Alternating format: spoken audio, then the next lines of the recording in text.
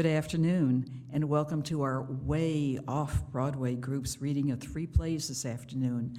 Before we start, may I ask you to please turn off your phones or at least put them in pleasure mode. We hope you enjoy our plays. Standing Room Only by Aaron Hahn. Characters: usher, first in line, second in line, third in line, fourth in line, fifth in line, sixth in line. Scene: outside a theater. Time: the present.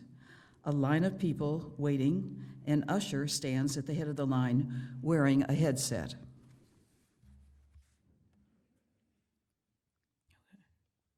It's you. Excuse me, Yes? could you tell us how many seats are left? Yes, of course. Just a moment.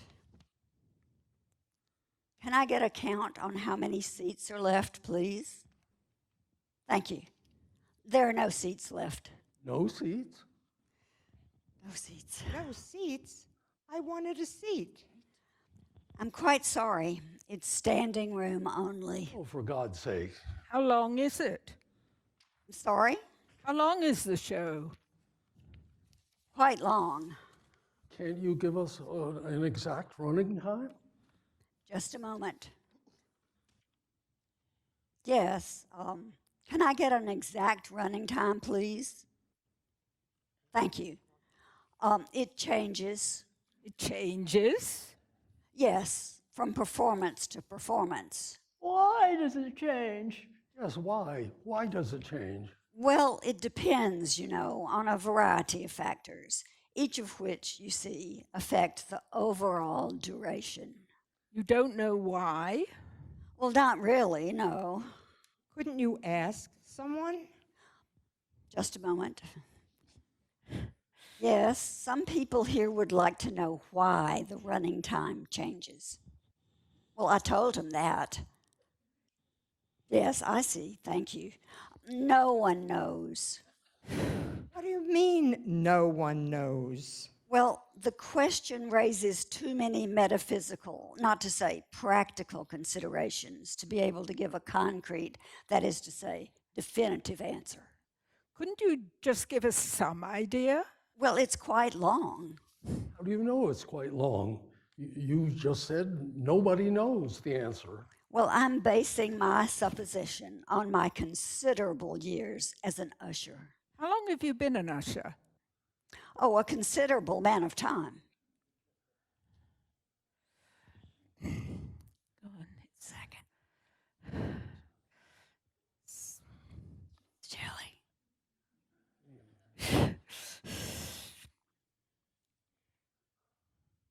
Oh, and how long have you been an usher for this particular show? Quite a long time. Then you must know the running time. No, my shift ends before the conclusion of the performance. My replacement arrives to relieve me, you see, while the show is still in progress. And how long is it until your replacement arrives? Well, it depends Depends on what? on when my replacement arrives. You mean to say that it changes from performance to performance? I do. Excuse me, what kind of operation is this? Sorry? I'm not standing in line all day for vague answers. I want assurances. We all want that. First, we are informed that there are no seats. Then that is standing room only. Next, we're informed that no one knows the exact running time. I mean, what next? How much is it? How much? You mean the price? Yes, what's the price for standing room only? Oh, it's quite expensive. Can't you give us an exact price? Well, I'll have to ask the box office. Just a moment. Box office, are you there? I'm sorry, they've gone on break. How long were we expected to wait? Well, it depends Depends. Depends on what? on when the box office is back from their break. Let me see if I understand correctly. Are we meant to stand in line for an indeterminate amount of time to pay some astronomical sum for a show that isn't even worth seeing in the first place? It was well received. Please don't talk about the reviews. Yes, I'm sorry, but have we become nothing but slaves to the reviews? I heard it was overrated. Who told you that? My brother, he couldn't get tickets either. He heard it from someone else. It seems that no one has actually seen this show, yet everyone has an opinion about it. I've seen it. You have? What did you think? It was unlike anything I've ever seen before. It's extraordinary and yet ordinary. What's it about? Oh, many things. What's one thing? Well, primarily I'd have to say it's about death. Oh, great. And life, too, and love, of course, and hate. There's a lot about art, particularly classical, but also contemporary, even modern, almost postmodern, and it's about family relations, mother-daughter, father-son, and also father-daughter relations, and mother-son relationships, and sibling relationships, of course. It's also quite a bit about God, and also the absence of God, and faith, and the absence of faith. It's about society, and greed, and hypocrisy, and also acts of generosity and altruism. It's very political, except there aren't any politics. And of course, it's about teachers and nurses and auto mechanics and dentists. It's even about ushers. Is it? You haven't seen it? I'm always working. Is that all? Well, naturally, I'm only skimming the surface. I saw it too. And I thought it was terrible. You thought it was terrible. If you thought it was terrible, why are you here? I was so bored that I fell asleep. So I came back to see if I missed anything. What didn't you like about it? Well, I agree. It was about all of those things you just described. But who cares? I mean, where's the story? There's no story? There's a story. There are many stories. Well, there are many stories, but none of them add up to anything. Well, I admit the stories are unconventional, while at the same time conventional. They don't follow a traditional route. Still, they are quite traditional. I keep thinking that something might have happened while I was asleep that would explain everything. Anyway, we'll see. Did you get a sense of how long it was? I couldn't. I was asleep. In spite of that, however, I would say it seemed to go on for an eternity. For me, it was over much too quickly. How much did you pay? A small fortune. Worth every penny. That's why I decided to stand in line this time to get the cheap seats. I don't like standing in line for long stretches. It might help me stay awake. I don't think I want to see it now. Neither do I. We've become nothing but victims of advertising, haven't we? Being told what to see, being told what to like. I mean, my God, when did everyone stop thinking for themselves? I'm getting out of line. But you've put in so much time already. It doesn't sound like it's for me. It's for everybody, trust me. Even if it's terrible, you don't want to miss it, do you? I have to see it, or my friends will never leave me alone. Oh, save your money. Take my word for it. I have an announcement. The box office is about to open. The box office is about to open. Please have your credit cards ready. I don't know why, but I suddenly feel very excited. We're all suckers, if you ask me. The box office is now officially open. Finally, you're going to see it, aren't you? Oh, all right, for God's sake. I only hope it's worth it. Standing room only, people. Standing room only. The usher opens the door. Everyone files in as the lights fade out. I'll file out. Okay.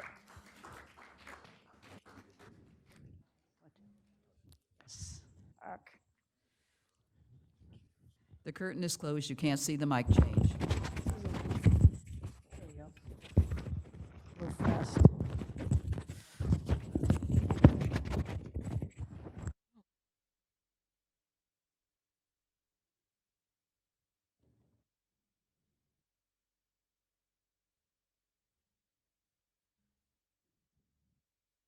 Anticipation, anticipation.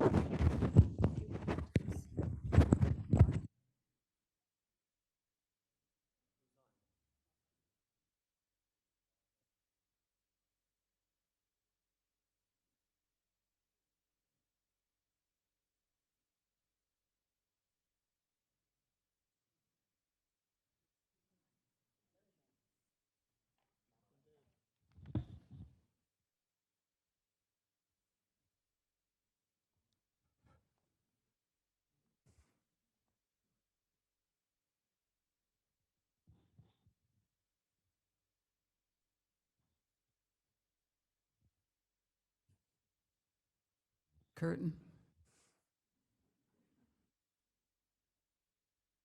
A Flawed Character by Andrew Biss. Character, a character in a play. Author, playwright of the aforementioned play. Setting, a stage. Time, the present. As the curtain rises, character is discovered sitting at a table, head nestled in arms atop the table. On the other side of the table are a pen and pad of paper. The chair opposite is empty.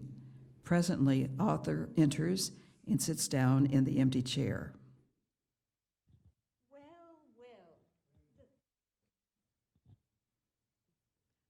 Well, the great author finally arrived. So it would seem. I'd all but given up on you. I told you I'd be back as soon as I could. I thought you said you were going to the bathroom. I don't think that's any of your concern on a particularly appropriate question. Oh, problems? I don't think that's any of your concern or a particularly appropriate question to ask. But since you have, no. I didn't mean intestinal ones. I was referring to the creative variety. Oh, well, the answer is still no. I simply became sidetracked by some other matters required my attention. Of course, in my day, we call that procrastination.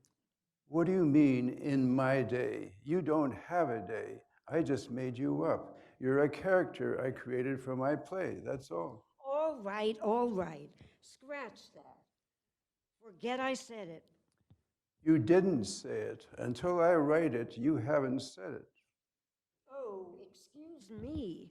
I sit, chastened and corrected. Good. After all, you're the one with the pen. Yes, I am, and don't you forget it. This is mightier than the sword, remember? Yes, well, whilst I appreciate metaphor. Personally, I know what I'd rather be holding if challenged to a duel. Well, since I have no intention of including any duels, you don't have anything to worry about, do you? I suppose not. But if I were wielding a sword against some poor gimp holding a ballpoint pen, I don't think I'd have been particularly worried to begin with. Look, can we just forget about duels? There aren't going to be any. In fact, there'll be no violence of any kind in this work. No, not much of anything really. Excuse me? Well, what have you got so far? You. Yes, of whom we know almost nothing. Not yet, because it's late. It's just the beginning. And where's it going? What? The story. I mean, presumably there is one. Of course, there is. It's a journey you will be part of to some degree. To what degree, I haven't yet decided, but it's getting smaller by the minute. So is your play. I told you, it's just the beginning. It hasn't found its rhythm yet. Well, the play may not have, but you certainly seem to have hit your stride. Meaning what? Meaning the constant up and down from this table every 5 minutes. You're like a damn yo-yo. First, it's the dog that needs walking. Then it's the laundry that needs folding.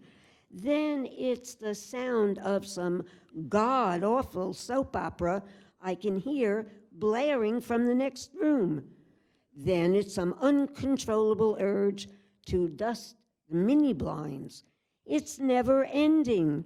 Meanwhile, I'm just sitting here not knowing who I am or where the hell I'm going. Join the club. It's all so static, don't you see? It's completely static. This play is going nowhere fast. You can't rush the creative process. But give me something, can't you? I need something to work with here. I need to be somebody. For the love of God, flesh me out a bit. The problem is, I'm not sure that I like you anymore. I have a feeling that may be the problem. Oh, give me a break. This isn't a popularity contest. It's a play. You don't have to like everybody in it. In fact, you shouldn't. It would be boring, which, frankly, right now, this is. You see, when I first wrote you down, I thought we'd go somewhere together. I didn't know where, but I thought we would. But it doesn't seem to be happening. Perhaps just wasn't meant to be. Now, you listen to me. I have sat here patiently while you've made every effort to do anything and everything except follow through on what you started. I've stared into space. I've yawned. I've twiddled my thumbs. I've even, in my excruciating boredom, tried very hard to imagine a life for myself out of my own head. But I can't. Only you have the power to do that. So for the love of God, do it. I'm sorry, I don't think that I can. I think this may all have been a big mistake. I think perhaps I should start again. Don't you dare. It's not you, really. Really, it isn't. You just said it was. No, it's me. I should never have thought of you. Well, unless I'm missing something, you hardly have you? No, not a lot, but just enough, I suppose, to be too much. Oh, you really know how to make a person feel bad. What a charmer. I'd just love to sit down and have dinner with you sometime. Oh, Jesus. It's nothing personal. I wouldn't know. I was never made a person. Well, probably for the best. Oh, you really are a piece of work, aren't you? All I meant was... I know exactly what you meant. You supercilious, self-important, self-pitying, self-indulgent, self-aggrandizing, self. You think you're so high and mighty, but let me tell you something. One day when you're lying on some cold, hard park bench, stinking of piss and coughing up snot, I'll be there. And I'll be clapping and dancing and singing and celebrating everything that makes you utterly disgusting, yet still cling to life because you don't have the guts to kill yourself. And this little tantrum was intended to do what? Change my mind? No, just make me feel better. Did it? Somewhat. It doesn't change anything. Well, there's precious little to change. My mind's made up. I'm sorry it had to be this way. Wait. What? Just give me another chance. Think about it a bit more. Focus on me a little harder. Maybe things will start clicking. Maybe you'll find hidden depths to me, sides of me you never imagined were there. And before you know it, I could be kickstarting your imagination into producing something magnificent, something game-changing, something that shifts your career, such as it is, to a whole new level. I don't think so. You don't think so? No, you're just not doing it for me. Let's face it, you're a non-starter. Me? Me? I'm a non-starter? Oh, you have some nerve, mister. You have some nerve. My God, the audacity. I think it's high time you took a long, hard look in the mirror, buddy. Then you'll come face to face with the real non-starter around here. You prance around this place like some pretentious dick on a stick. And so literary. Look at me, I'm a writer. I'm a playwright, a martyr to my art. I go forth like Don Quixote, proud in the face of the doubters and unbelievers, and do it all with my head held high and a fountain pen rammed up my precious, tortured ass. You have no right to speak to me like that. But what do you do, really? Really? Not much of anything, really. You just like to think you do. Stop it.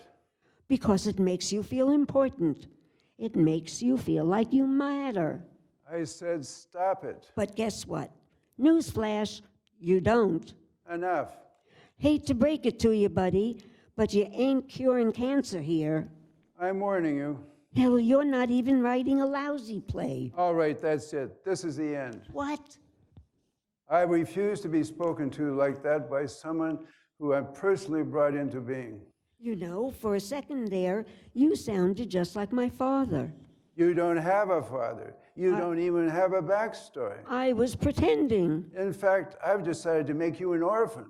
Yes, an orphan. Yes, an orphan. Not only that, an orphan with a deadly and incurable disease. So it's a tragedy. Now we're getting somewhere. One of us is. No, please. You said there'd be no violence. It'll be painless. You bastard. And sadly, after many months of struggle, our tragic orphan's vital organs began to fail. No, please. It all happened so suddenly, so unexpectedly. There was nothing could do. The doctor turned his head away in resignation. Please, no. The author looked toward the heavens in search of solace and perhaps a little inspiration. Oh, please, I beg of you. Unable to fight any longer, the poor wretch finally breathed his last breath. Character breathes heavily, then slumps forward onto the table. Pause. And then the poor devil was gone. Such a short, sad life truncated, perhaps mercifully, by a ruthless disease and a writer's frustration. The end. Author tears a page from the pad, screws it into a ball, and throws it across the room. Now what? As the author buries his head in his hands, lights fade down to blank, and the curtain gets pulled.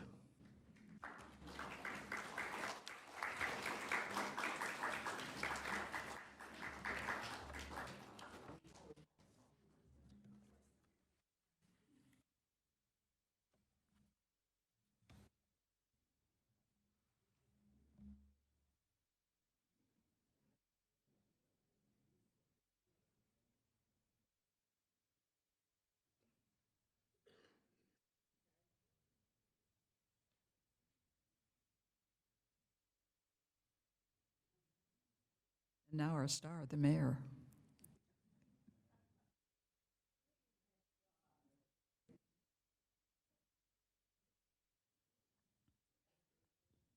How nice of you to ask, by Rich Rubin. Curtain, please.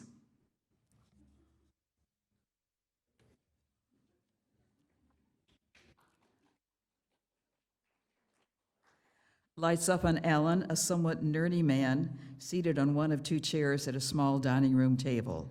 Alan is neatly dressed in khaki pants and a button-down shirt open at the collar. A pencil and several-page questionnaire are positioned directly in front of him. The scene begins with Alan calling out to the offstage Mavis, a woman in her 70s. I hope you don't mind, Mrs. Steinloaf. There are quite a few questions. Okay, I will, and please call me Alan. Mavis pokes her hand in from stage left. Mavis is a petite woman wearing minimal makeup, her hair conservatively coiffed. Her clothes are similarly conservative and age appropriate.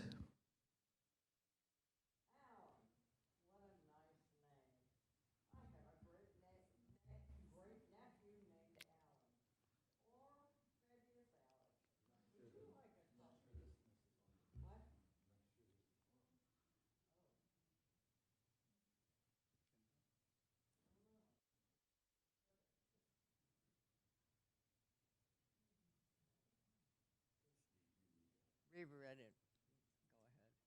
Go ahead. Read it. Okay. Alan, what a nice name. I have a great nephew named Alan. Or maybe it's Alex. Would you like a cup of tea, dear? A cup of tea would be very nice. Thank you. Mavis exits. She calls out to Ellen from off stage. I only have Lipton. I hope that's all right. Whatever you have is fine. Some people my age, they keep all sorts of tea on the shelf. Jasmine, lemon, ginger, mint, you name it. They've got it. Mavis returns, carrying a tray with 2 cups of tea, as well as a sugar bowl and creamer. She lays the tray on the table and repositions its contents.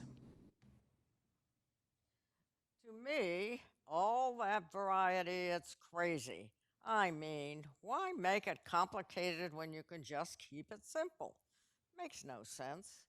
Does it make any sense to you? I guess I never really thought about it.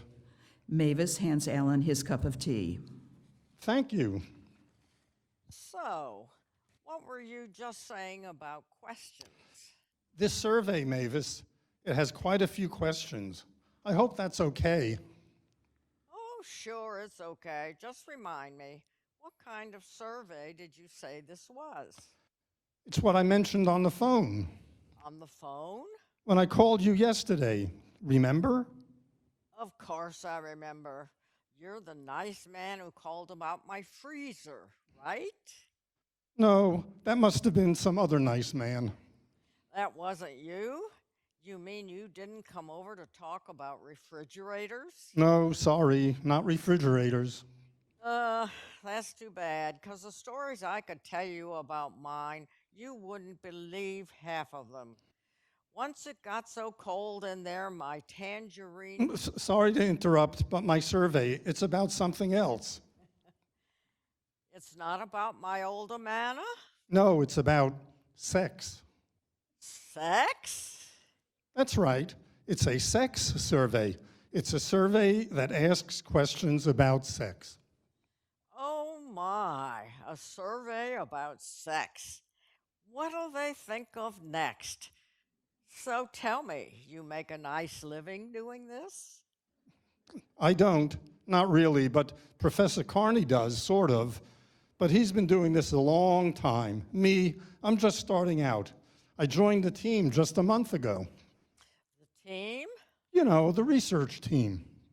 These days you can do research on sex? Of course.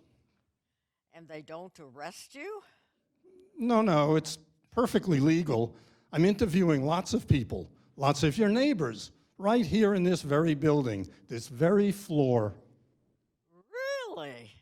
And what did they tell you? Well, actually, Whatever the men told you, I would divide it in two. And whatever the women told you, I would double. That would be my advice. Well, thank you. That's very helpful. Is it okay if we start? Certainly. Ask anything that you'd like. Just ask away. Mavis pours some whitish granules into her tea. What's that? Metamucil. Would you like some? No, not right now. Maybe later. Hopefully much later. So here's the first question. Are you currently engaging in any kind of sexual activity? Am I currently engaging in any kind of sexual activity? Yes. You mean this minute? No, not this minute. Say in the past month. In the past month? Any sex in the past month? Why? Did someone in the building tell you I had sex in the past month? No, but that's not a question I asked them. Good. Did anyone in the building tell you they had sex with me in the past month? I'm sorry, I can't answer that. All the responses are confidential. If Mrs. Goldfarb said no, don't believe her. You should see the way that she looks at that poor Mr. Feinberg in the elevator. Is it okay if we go to the next question? Sure, why not? Okay, here goes. Do you prefer having sex with men, women, or both? Did you say both? Yes, men, women, or both. By both, do you mean at the same time? No, that's not. Because there was this one night in Poughkeepsie back in '68 when. That's fine, that's fine. I'm just going to write down men, okay? Sure, why not? Keep it simple, right? The next question is a little more personal. More personal? How much more personal can you get? Well, maybe just a little. Here's the question. If you had to estimate, what would you say is the total number of sexual partners you've had? The total number of sexual partners I've had. You said an estimate? That's right, just an estimate. You know, only 1, 2 to 5, 5 to 10, etc. You mean just in the past month? No, lifetime. Okay, now I understand.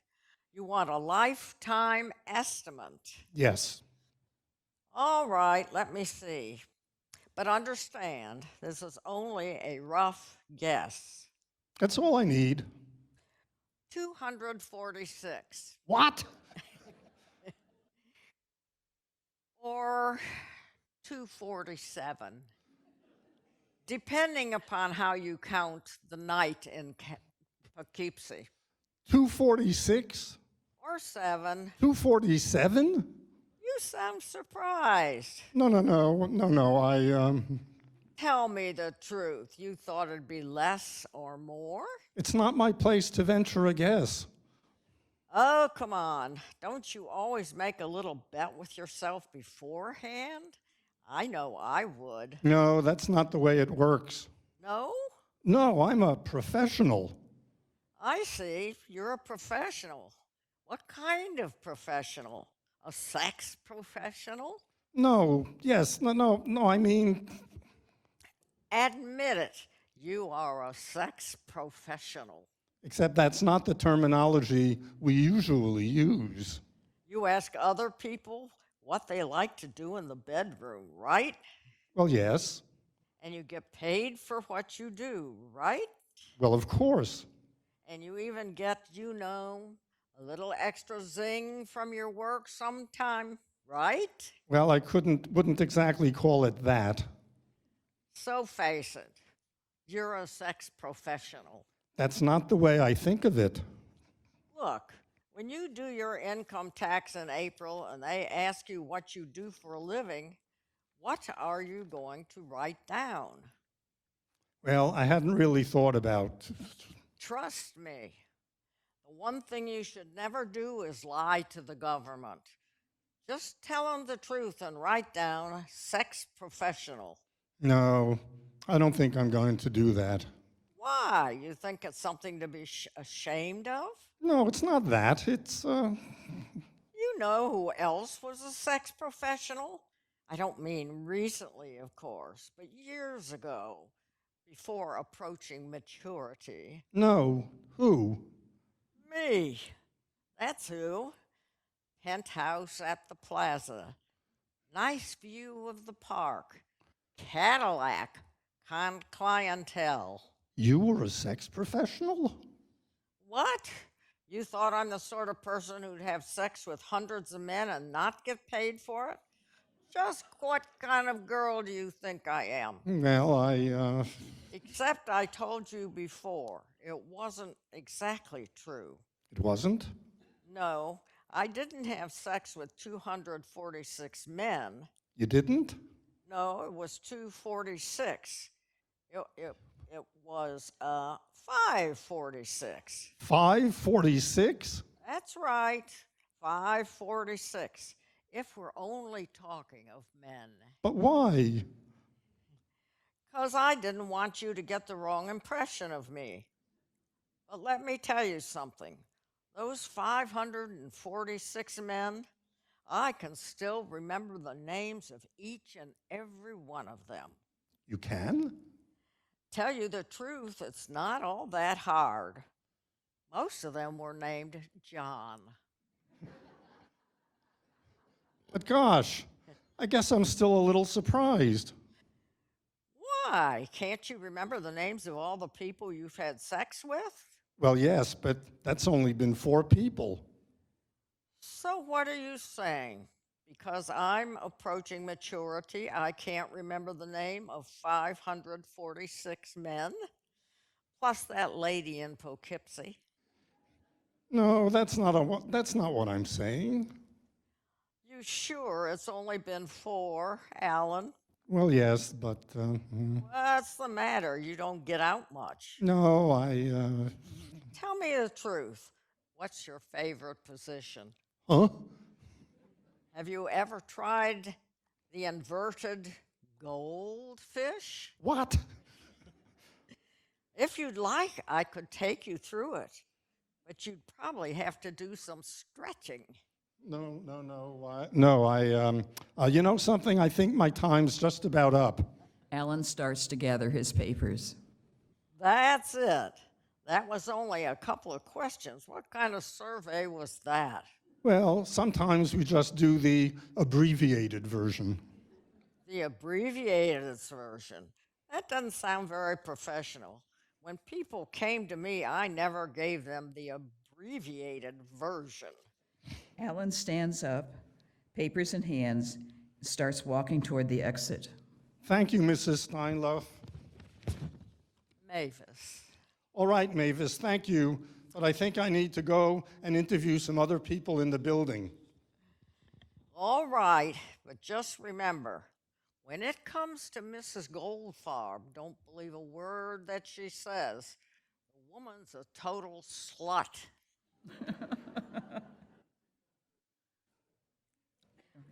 I don't have the page.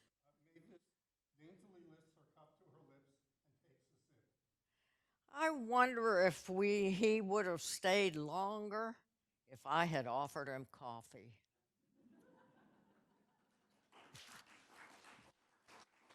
Curtain. Will all the actors please come up and take a bow?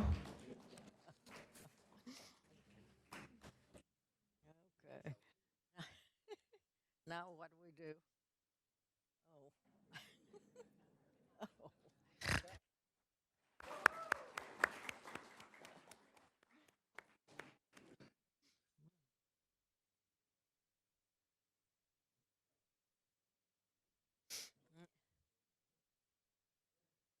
Yes, all the actors, yes.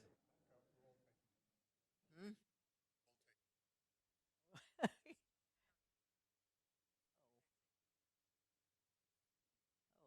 see.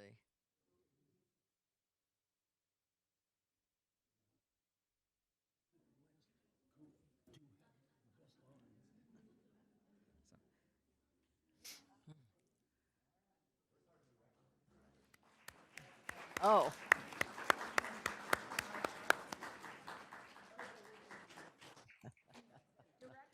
Director,